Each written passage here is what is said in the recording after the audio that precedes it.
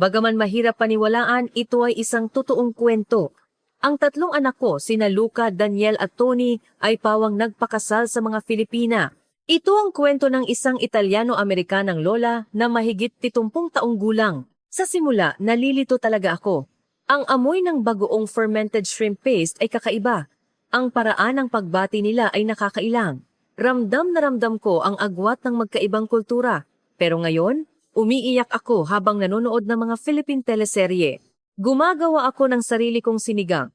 Sinasabi ko sa aking mga apo, mahal ko kayo. Sa Tagalog, anong magic ang nangyari? Simulan na natin ang kwento ng pinakakagulat-gulat na pagbabago sa buhay ng lola na ito.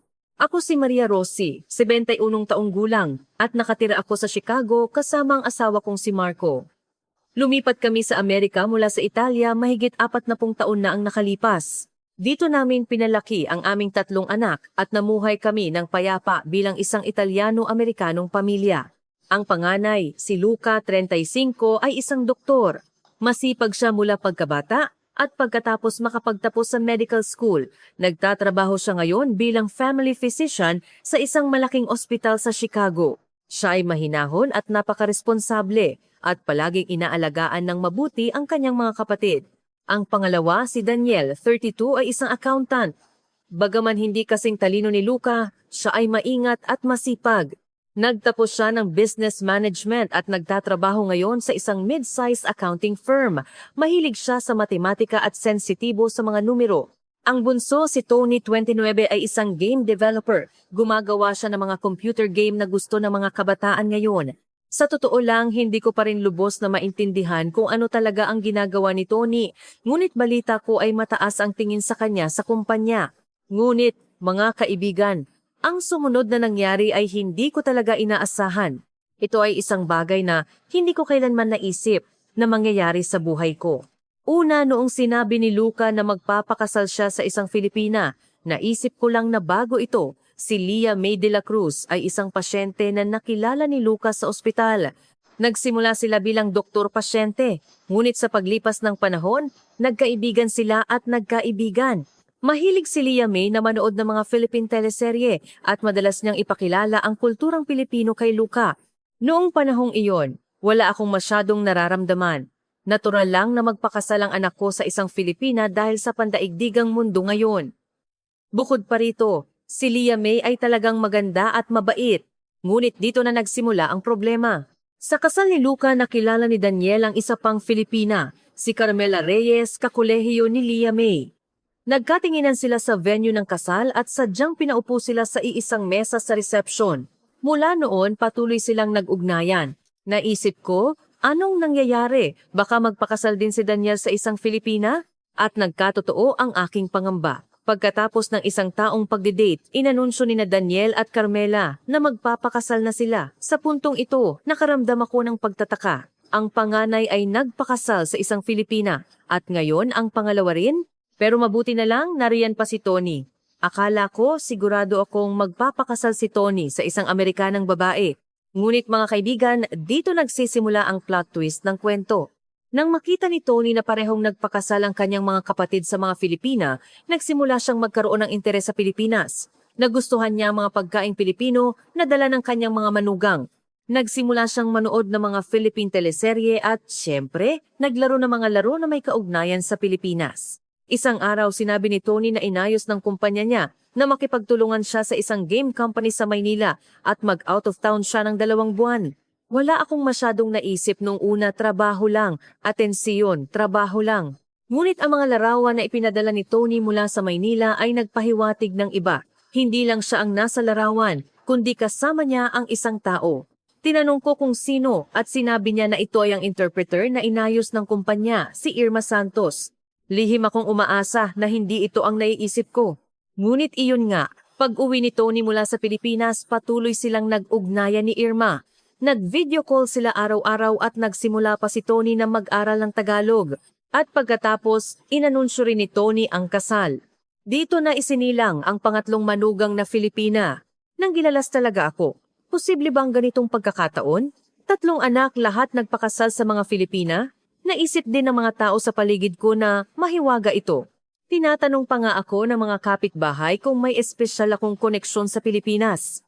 Ngunit ang makita ang aking mga anak na masaya ang pinakamahalaga. Kaya, nagdesisyon akong buksan ang aking puso at tanggapin ang aking mga manugang. Sa puntong iyon, hindi ko pa alam kung ano pang mga bagay ang naghihintay sa akin. Nang maging Filipina ang tatlo kong manugang, nagsimula kaming makaranas ng maraming hindi inaasahang pagbabago sa aming tahanan. Sa Amerika, normal lang na pagkatapos ng kasal ay mamuhay ng independyente. Inakala ko rin na pagkatapos nilang mag-asawa, paminsan-minsan lang kami mag-uusap sa telepono at magkikita lang tuwing holiday. Ngunit iba ang mga manugang na Filipina.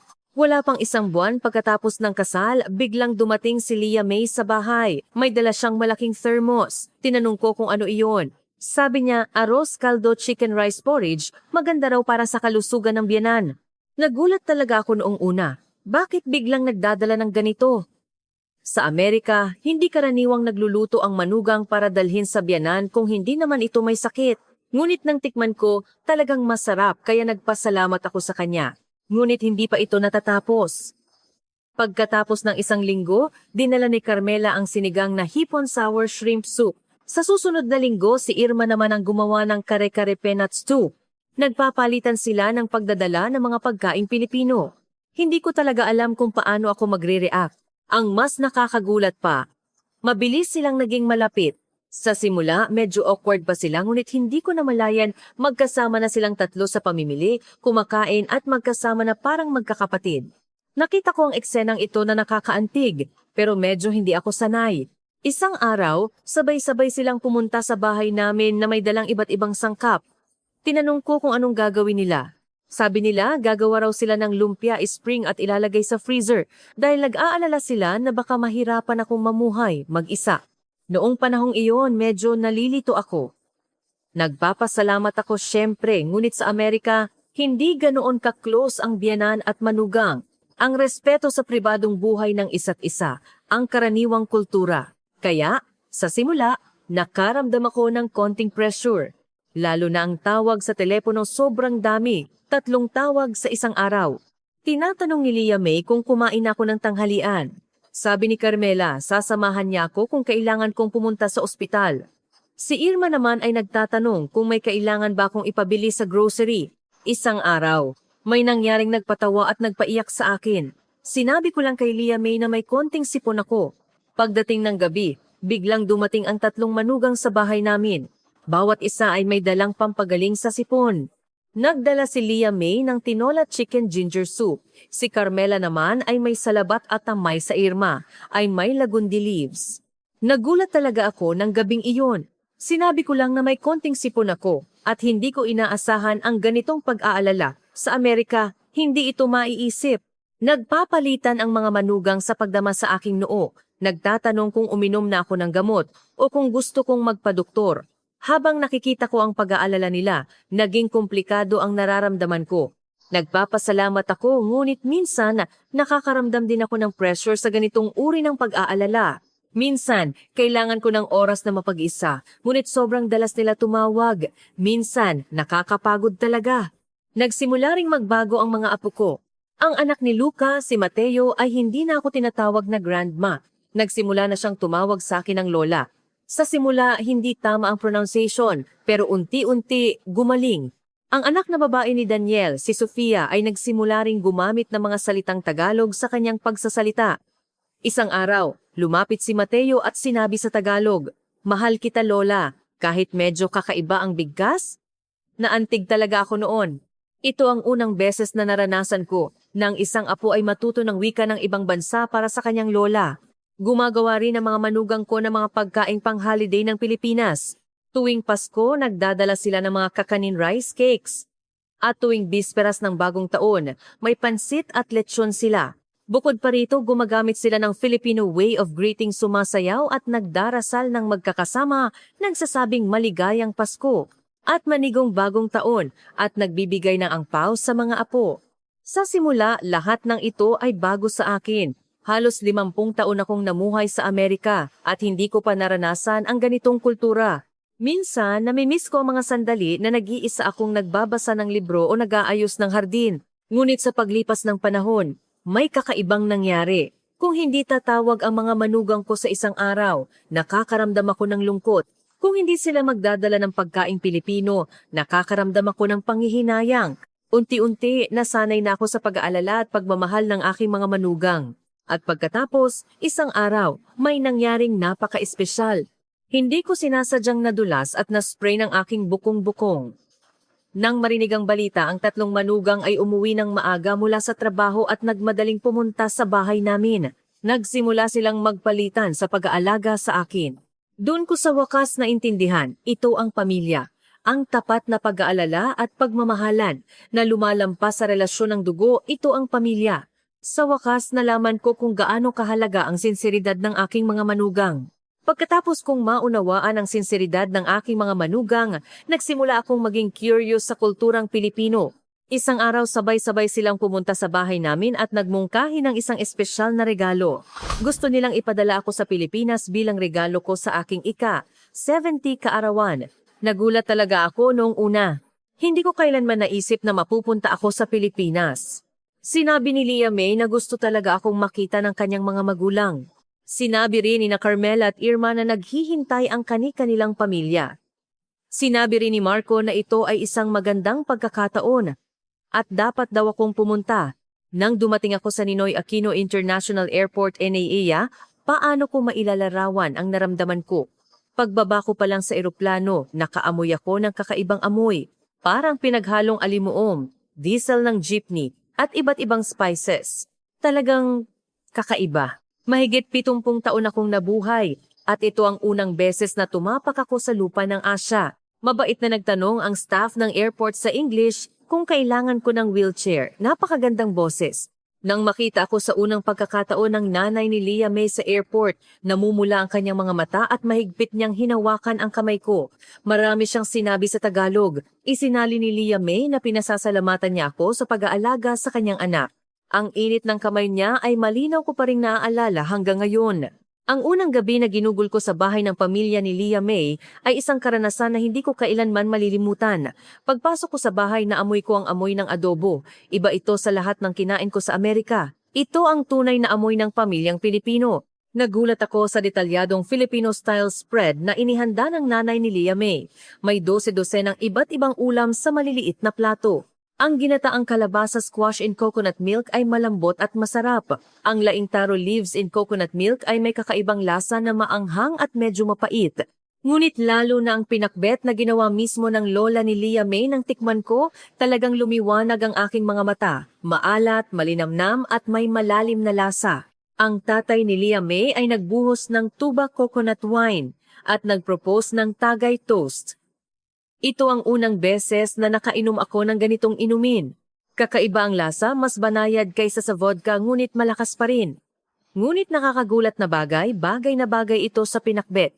Nang pumunta kami sa Intramuros kinabukasan, talagang namangha ako. Ang solemnidad na naramdaman ko pagpasok ko sa gate, ang bigat ng daan-daang taong kasaysayan ay tila nakapaloob sa mga gusaling iyon. Nang tumayo ako sa plaza, pakiramdam ko ay naglakbay ako pabalik sa nakaraan. Ang Quiapo Church ay mas lalo pang nagpalaki sa aking paningin.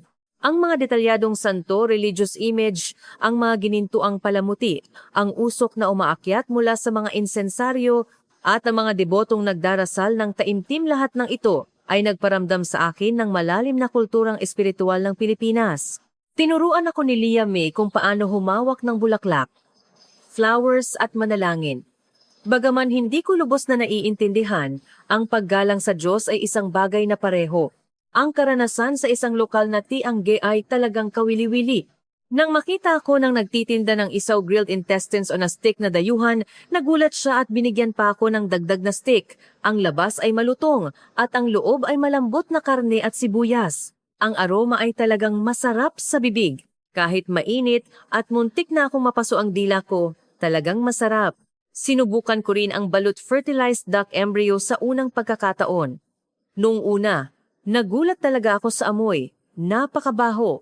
Ngunit nang kainin ko, nalaman ko na ang labas ay malutong at ang loob ay malambot.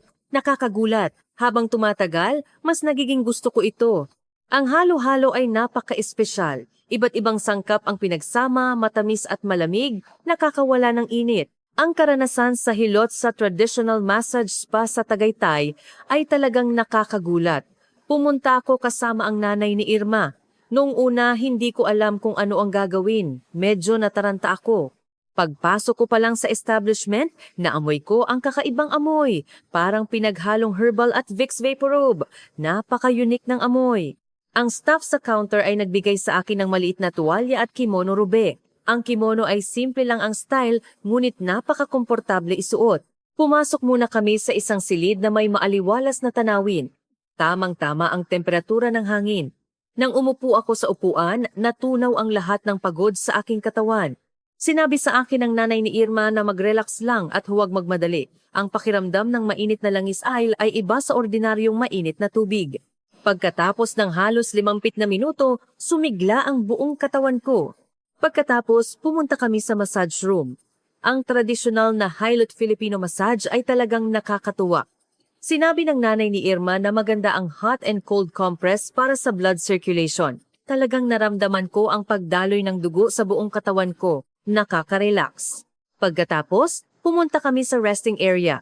Inilubog ko ang aking mga paa sa maligamgam na tubig habang pinapanood ang tanawin ng bulkan sa malayo. Talagang nakaka-relax.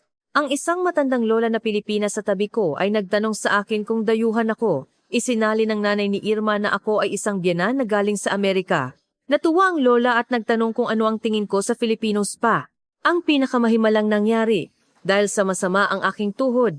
Nahihirapan akong umakyat sa hagdanan, ngunit pagkatapos ng spa, gumaan ang pakiramdam ng aking tuhod. Ang natural therapy na ito ay talagang mahiwaga.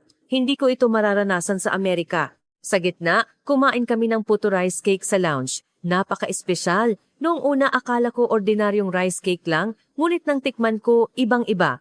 Malambot ang texture at mayaman ang lasa. Sabi nila, matagal daw itong niluto gamit ang special na sangkap para magkaroon ng ganitong lasa. Halos 3 oras kami sa Tagaytay. Nang umalis kami, talagang pakiramdam ko ay bagong tao ako. Naging makinis ang balat ko. Gumaan ang pakiramdam ng tuhod ko. Sa pangkalahatan, pakiramdam ko ay gumaan ang aking katawan. Hindi ko magagawa ang ganitong karanasan sa Amerika.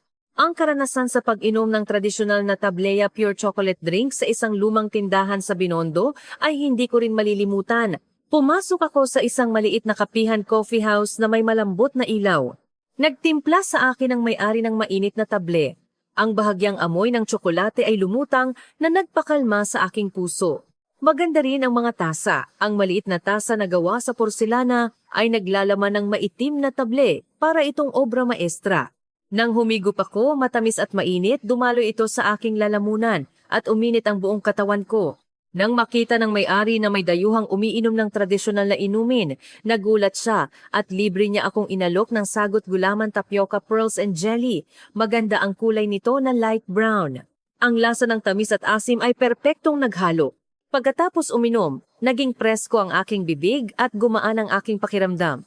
Ang tanawin sa Manila Baywalk pagsapit ng gabi ay talagang napakaganda. Ang ilog ay sumasalamin sa mga ilaw at kumikinang. Ang neon lights ng mga gusali sa malayo ay nagkulay sa ilog ng iba't ibang kulay. Napakalamig ng simoy ng hangin. Ang paligid ay isang mahiwagang tanawin. 10:00 na ng gabi, ngunit maraming tao pa rin sa Manila Bay. May mga magkasintahan na nakaupo sa picnic mat at kumakain. May mga magkakaibigan na nakaupo at nagiinuman ng beer at nagkukuwentuhan. May mga pamilyang naglalakad kasama ang mga bata. Ang nakakagulat sa akin, ang mga babae ay malayang nakakagalaw mag-isa. May mga kabataang estudyanteng babae na nagbibisikleta kasama ang mga kaibigan at mayroon ding mga babaeng nag-iisa na tumatakbo. Sa Amerika, mapanganib para sa mga babae na mag-isa sa parke sa gabi, ngunit sa Pilipinas, ibang-iba. Tinanong ko si Irma. At sinabi niya na napakaganda talaga ng seguridad sa Pilipinas. Totoo nga, ang mga tao ay malayang nag-enjoy sa gabi.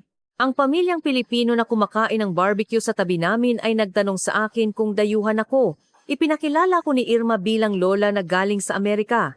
Masigla silang bumati at nagtanong kung ano ang tingin ko sa barbecue ng Pilipinas. Ang pinakamalaking impresyon ay ang kaluwagan ng mga tao. Ang mga empleyado ay nagpapahinga kasama ang mga kaibigan pagkatapos ng trabaho. Ang mga estudyante ay malayang naglalaro. Sa Amerika, mahirap makita ang ganito karaming tao na ligtas na gumugugol ng oras sa parke sa gabi. Napakaganda talaga ng seguridad sa Pilipinas. Sa huling umaga ko sa Pilipinas, nagising ako na may panghihinayang sa aking puso. Kailangan ko nang umalis. Hindi ako makapaniwala. Ang nanay ni Leah May ay gumising pa ng madaling araw para maghanda ng pandesal Filipino bread rolls para kainin ko sa eroplano. Nang makita ko ang kanyang mga matang namumula, masakit din ang puso ko. Sa totoo lang, nagkaroon ako ng napaka-espesyal na karanasan noong nakaraang araw. Nagmungkahi si Leah May na pumunta kami sa isang beauty salon. Sabi niya dahil sa paglalakbay naggulo ang buhok ko at mas maganda raw na mag-ayos bago ako bumalik sa Amerika. Sa Amerika, kailangan ko magpa-appointment ng ilang araw bago. Ngunit tumawag lang si Leah May at nakakuha agad ng slot. Pagpasok ko sa beauty salon, nagulat ako. Lahat ng staff ay lumabas para salubungin ako. Nagulat sila na may dayuhang customer. Ngunit napakabait nilang nag-entertain sa akin. Iba ito sa ambiyanse ng American Beauty Salon. Pakiramdam ko ay pumasok ako sa isang high-class na hotel. Tiningnan ng designer ang buhok ko at tinanong ako kung anong style ang gusto ko. Isinali ni Leah May na gusto ko ng disenteng style na bagay sa edad ko. Ngunit maingat na inobserbahan ng designer ang hugis ng mukha ko at nagrekomenda ng style na magpapakita sa akin na mas bata. Ang pinaka-nakakagulat ay nagsimula sa paghuhugas ng buhok. Sa Amerika, madalas na paggupit lang at tapos na, ngunit sa Pilipinas, sineseryoso ang paghuhugas ng buhok. Habang nakaupo ako sa upuan, minasahe pa nila ang aking leeg at balikat. Ito ang unang pagkakataon na naranasan ko ang ganitong serbisyo. Naranasan ko rin ang scalp treatment. Ang maligamgam na tubig ay dahan-dahang minasahe ang aking anit. Talagang nakaka-relax. Para akong nananaginip. Hindi ko makukuha ang ganitong detalyadong serbisyo sa Amerika. Ang proseso ng paggugupit ay nag-iwan din ng malaking impresyon sa akin. Maingat na ginupit ng designer ang bawat hibla ng buhok. Sa gitna, pinatingnan niya ako sa salamin para kumpirmahin. At pagkatapos ay binigyan niya ako ng natural layers ayon sa hugis ng mukha ko, parang isang artista. Habang nagpapatuyo ng buhok, patuloy din siyang nag-i-style, nagdaragdag ng volume habang pinapanatili ang natural look. Iba talaga ang tingin ko sa sarili ko sa salamin. Pakiramdam ko ay bumata ako ng 10 taon. Nagulat din si Leah May at sinabing, "Ang ganda mo, Lola." Sa huli, minasahe pa niya ang aking leeg at balikat, sabi niya, para ma-relax ang muscle tension ko mula sa paglalakbay. Talagang nakaka-relax ang masahe. Ang ganitong detalyadong pag-aalaga ay hindi ko inasahan. Nagulat din ako sa presyo.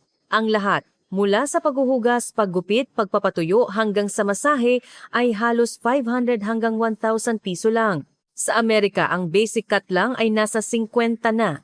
Hindi ka pani-paniwala na makakaranas ako ng ganitong kalidad ng serbisyo sa presyong ito. Paglabas namin sa beauty salon, sinabi ni Leah May na ang ganda ko raw at tinanong ako kung ano ang tingin ko sa serbisyo sa Pilipinas. Sinabi ko na talagang naantig ako. Ang kultura ng maingat na pag-aalaga sa customer ay talagang nag-iwan ng malaking impresyon sa akin. At pagkatapos, ngayong huling umaga, biglang may nangyaring malaking gulo. 2 oras bago kami umalis patungong airport, biglang sumakit ang tiyan ko. Hindi ko alam kung may mali ba sa kinain ko kagabi. Noong una pakiramdam ko ay bloated lang, ngunit lumala ito at pinawisan pa ako ng malamig. Nagpanik si Leah May at sinabing pupunta kami sa ospital. Nang naisip ko ang proseso ng pagpunta sa ospital sa Amerika, nakaramdam ako ng abala. Una, kailangan mong kontakin na yung family doctor at magpa-appointment at kailangan mong maghintay ng hindi bababa sa 1 linggo. Kung emergency, kailangan mong maghintay ng ilang oras. Ngunit sinabi ni Leah May na iba sa Pilipinas at dinala niya ako agad sa ospital. Nang mag-drive kami papunta sa ospital, nagulat talaga ako. Pagdating namin doon ng bandang 9 a.m., agad akong inasikaso sa counter. Sinabi ng staff na dayuhan ako at mabait nilang ipinaliwanag sa English kung anong dokumento ang kailangan ko. Ang oras ng paghihintay sa waiting area ay mga 10 minuto lang. Sa Amerika, kahit may appointment ka, kailangan mong maghintay ng 1 oras. Hindi ka pani-paniwala na mabilis akong tinawag. Pagpasok ko sa clinic, isang batang doktor ang mabait na sumalubong sa akin. Gumamit ang doktor ng translation app at detalyadong nagtanong tungkol sa aking mga sintomas. Kailan nagsimula ang sakit, anong kinain ko, at kung may iniinom akong gamot. Lahat ay sinuri niya ng maingat. Pagkatapos, pinagawa niya ako agad ng blood test at abdominal ultrasound. Habang papunta kami sa testing room, ipinaliwanag ni Lia May na napaka-efficient talaga ng sistema ng pangangalaga sa kalusugan sa Pilipinas. Karamihan sa mga test ay maaaring gawin sa araw na iyon at lumalabas agad ang mga resulta. Totoo nga, wala pang 10 minuto ang blood test at mabilis ding natapos ang ultrasound. Pagkatapos ng 1 oras, bumalik kami sa clinic at lumabas na ang lahat ng resulta ng test. Buti na lang, walang malaking problema. Simpleng indigestion lang. Nagbigay ng reseta ang doktor at detalyadong ipinaliwanag kung anong pagkain ang dapat iwasan at kailan ako gagaling. Ang pinakanakakagulat sa akin ay ang bayarin sa ospital. Ang consultation fee, test fee at gamot lahat ay humigit kumulang 500 piso lang. Kapag kinonvert sa US dollars, mga 10 lang. Sa Amerika, ang pagpunta sa emergency room ay daan-daang dolyar na ang basic. Kahit may insurance, mataas pa rin ang copay. Nagulat din ako sa pharmacy. Tiningnan ng pharmacist ang reseta at nang malaman na dayuhan ako, isinulat niya sa English ang direksyon ng pag-inom 3 beses sa isang araw, 30 minuto pagkatapos kumain. Mabait siyang nagpaliwanag at sinabi pa niya ang side effects at precautions. Paglabas namin sa ospital, tinanong ko si Lia May, ganoon ba talaga kabilis ang sistema ng pangangalaga sa kalusugan sa Pilipinas? Ngumiti si Lia May at sinabing, para sa mga Pilipino, natural lang ito. Kailangan mong manirahan sa ibang bansa para malaman mo kung gaano kaganda ang sistema ng pangangalaga sa kalusugan sa Pilipinas. Pagkatapos kong uminom ng gamot, gumaling agad ako. Halos wala na akong nararamdaman nang umalis kami patungong airport. Sabi ng nanay ni Lia May, mabuti na lang at nagkasakit ka at gumaling sa Pilipinas. Habang papunta kami sa airport, dumating ang mga pamilya ng 3 manugang ko para magpaalam. Ang tatay ni Lia May ay nagbigay sa akin ng isang maliit na kahon at nagbilin sa akin na huwag kong kalimutan ang Pilipinas. Nang buksan ko ang kahon, may maliit na manika na nakasuot ng terno traditional Filipino dress. Sa eroplano, patuloy kong iniisip kung gaano ka maalalahanin ang bansang Pilipinas na ito, mula sa detalyadong serbisyo sa beauty salon hanggang sa highly efficient system sa ospital. Ang pag-uuna sa tao ay nakikita sa bawat sulok. Pag-uwi ko, ikinuwento ko kay Marco ang tungkol sa Pilipinas. Talagang nagulat siya, lalo na nang marinig niya ang kwento tungkol sa sistema ng pangangalaga sa kalusugan. Sabi niya, ang Pilipinas ay talagang isang advanced na bansa. Sabi niya, salamat sa mga manugang natin, nakilala natin ang isang kahangahangang bansa. Nagpapasalamat talaga ako. Salamat Luca, Daniel at Tony sa pagpili ni Lia May, Carmela at Irma. Salamat sa 3 mabait na Filipina na handang ibahagi ang kanilang kultura at pamilya sa akin. Salamat Pilipinas sa magandang isla na nagbukas ng isang bagong bintana sa huling yugto ng aking buhay. Dito nagtatapos ang kwento ngayon. Kung nagustuhan niyo ang kwentong ito, huwag kalimutang mag-subscribe at mag-like. Salamat sa inyong mahahalagang oras. Patuloy akong magdadala ng mas malalalim na kwento.